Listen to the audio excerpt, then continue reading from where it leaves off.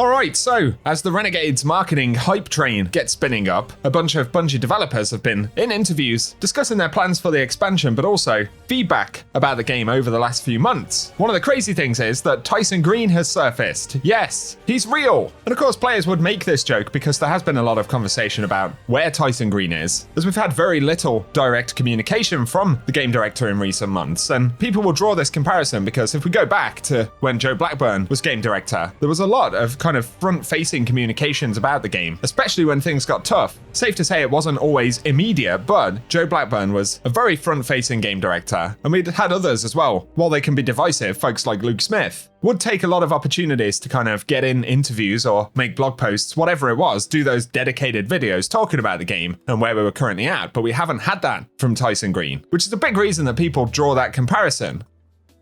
He has, however, been talking about Destiny 2 in a couple of recent interviews, so they speak about the Portal, mistakes they've made in the core game systems, but also the quality of life of the game. They even refer to the buggiest year of Destiny 2 following the Portal. So, from the Game Post article here, it didn't work. Tyson Green admits that Edge of Fate overhauls failed, it wasn't gracefully managed, and it taught Bungie hard lessons about what players actually want. So of course the article highlights the power, gear, and difficulty grind with the Portal, and the kind of tedious grind that resulted from that, as well as the game being kind of unstable in a number of ways, whether it's actual quality of life, stability of the product, and the amount of bugs or unfinished things that we had with content drops recently, as well as actual player numbers going up and down, and especially, of course, going down considerably following Edge of Fate. So in a new interview with IGN, Tyson Green talks about what Bungie tried to do after the final shape. He explains that the team thought doubling down on deep systems for hardcore players was the right way forward after ending the Light and Darkness saga. And on paper that sounded reasonable, but the way it landed in the live game didn't work as they had hoped. So Tyson Green said, we looked at the problem we had after the final shape, and we said we think there's a route here, which is leaning into more systems of pursuit, getting new tiers of gear, armor sets, and power progression. Bungie considered these to be things that can allow a core audience of players to really say, I'm going to take this game and put it through its paces and get good rewards for it. But he adds, it sounds good on paper, however, it didn't work. I think we've been taught a bunch of hard lessons about what our players want, and there are really two kinds of live games, those that listen to players and respond, and those that don't. And we don't want to be a dead live game, we want to keep building Destiny, so we're listening to our players and what our players are telling us is that they don't want to chase a simple number that goes up, and they want real rewards. Of course, the crazy thing about this is that Bungie have responded to this feedback in the past. You'll remember, especially in the last couple of years of the season model, Bungie kind of dialed back the influence that power leveling actually has. They decreased the amount that they would actually increase power levels on a seasonal basis. I believe at one point it was only 10 power levels per season. So Bungie were already kind of aware of this. And as players have pointed out, the crazy thing is that they kind of reinitiated this cycle going into Edge of Fate. But not only did they lean into power leveling, they also made it extremely slow, which is kind of wild. I'm wondering what the ultimate reason for that was.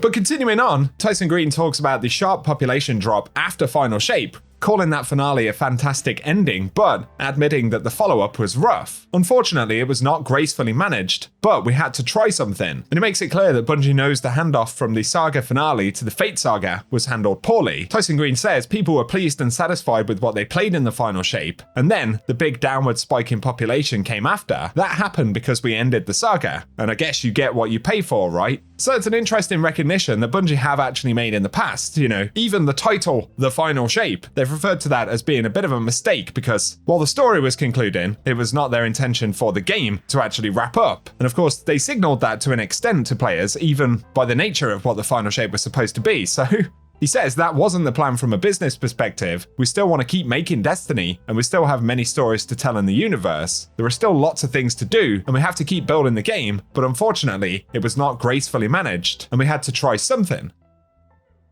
Really, that's the extent of what Tyson Green has specifically outlined here. So again, one of the reasons that I think Tyson Green has been less communicative than game directors in the past is that while Bungie recognized the issues with the Portal, it seems like they don't necessarily have a substantial plan, at least nothing that's readily available that they can discuss, where they're actually going to turn the game around, right? Identifying the problems is one thing, but actually having a strategy to fix them in a meaningful way is a very different thing, and that is probably part of the reason we haven't heard from Tyson Green. It's also the reason that Bungie have pushed this roadmap into 2026. But looking at another interview, Robbie Stevens was asked directly about the current instability and the amount of bugs in Destiny, and he said, essentially, that the scale of the change that came with Edge of Fate also came with a price. Change is messy, and there are probably parts of the game where we went too far and changed too much too quickly. And he adds that with that comes a tax, and that tax is how much we need to then react to those things that aren't working for what we changed. He highlights that some things have gone relatively well, the armor stat changes, set bonuses, and tier 4 and 5 weapons themselves feeling hot, but it does identify they've created a new problem because they've sped up so much of the progression that we need to find new exciting chases. I think that's probably referring to the fact that tier 5 was supposed to be kind of special and is now just the norm, right? Especially because they tied it all to power levels. And while I think tier 5 weapons in particular are cool, I kind of saw that problem coming, unless Bungie were going to create this endless cycle of just grinding the game and kind of soft resetting us back to worse gear than what we already had, right? That's one of the big problems with the tiering system, is once you have tier 4 or tier 5, you don't want to go back and it will always feel bad, which was one of the benefits of having stuff that had a slightly separate identity in the form of adept weapons, right?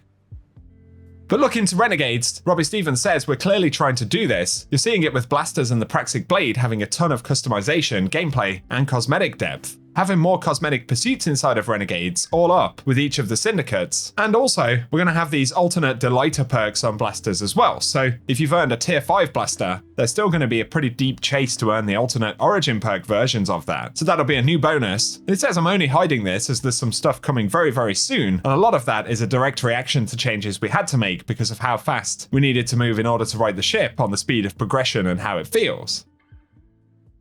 But in terms of improving the game, he says we're trying to do our best in order to make it feel different in the right ways and change the game in ways that are somewhat sustainable for us as developers, but also, frankly, our main goal is just excitement and fun for players. There are going to be bumps in the road, and it's going to happen. There are more bumps than we wanted, and like I said, a big part of that is that we acknowledge we probably changed too much and should have perhaps focused a bit more on smaller bites at the apple. So again, you'll have to give me your thoughts on what Bungie have said there. Very much a lot of recognitions that there are issues with the game, but a little bit less on how Bungie are ultimately planning to fix those things, right? Components of these problems will certainly be improved with Renegades, but there's absolutely a bigger ultimate answer that Bungie need to land on if they want the game to get anywhere close to where it's been in the past. Some other bits of interesting news that came from various interviews though. The mystery solo ops drones that have been floating around in solo ops ever since Edge of Fate are basically broken. So Ben Womack says they're supposed to give you extra points if you destroy all of them, and that's why there are tooltip indicators for them in activities, but they've never given extra points, and Bungie haven't bug fixed that. So Ben Womack replied, "Thanks for bug fixing it," which is quite funny, but also bonkers that something like that could be broken for nearly 6 months without having actually been fixed or identified, right? Bungie have never identified that those are supposed to do anything. So who knows, maybe they will be fixed in the future. Tyson Green also indicated that the invasion system from Renegades could potentially become a core part of other Destiny experiences, so we like the idea of players choosing their difficulty and risk. However, this depends on how well it's received in the Renegades expansion. We want to see how it plays out. If players really like it, you'll probably see more of it in the future, and if it isn't received well, it may remain experimental and something that only exists inside of Renegades, so that's an interesting extra bit of commentary.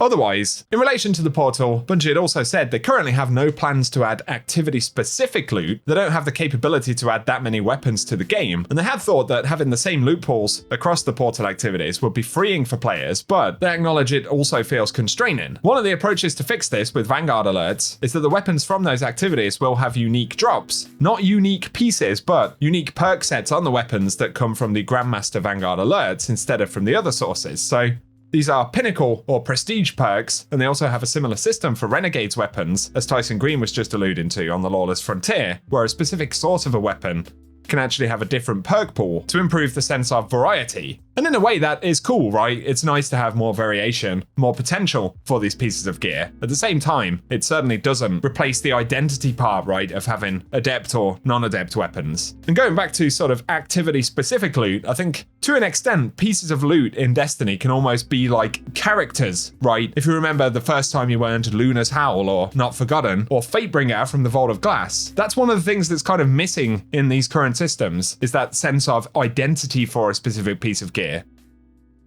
as when everything kind of looks the same or feels the same and can drop in multiple different places, sometimes things can feel like less of a hero, right? I guess like Mint Retrograde is one of the strongest weapons in the game right now. Because it's so strong, it almost has that hero character sense of personality about it, but obviously not everything can be that standout in terms of sandbox, which is why there's almost that other part to rewards, where having a unique identity certainly makes them more interesting, right? And we've lost a lot of that with the current systems in the game. So there we go. Just some interesting bits of recognition, I guess, really, from Bungie devs as to some of the problems in the game right now. Less indications about how they fix these things long term, but some smaller improvements in the short term, safe to say. So give me your thoughts in the comment section, guys. It's going to be a long road to whatever Bungie's communications are in 2026. I think they absolutely have to further communicate their plans for the game by around the spring of next year, right? Perhaps around when that Shadow and Order content drop comes. Many players do acknowledge that they need the time, but safe to say there is not an endless amount of time. So I hope Bungie can kind of marry their communication pipeline with their plans for the future of the game and how they kind of keep players updated with that, because while Renegades will be potentially a nice distraction for a month or two, we'll still have this larger scale problem, which I hope Bungie will not take forever to address. They don't have forever. So give me your thoughts below. If you've enjoyed the recap, a rating very much helps us out as well. Otherwise, cheers for watching, and I hope you guys have an awesome day.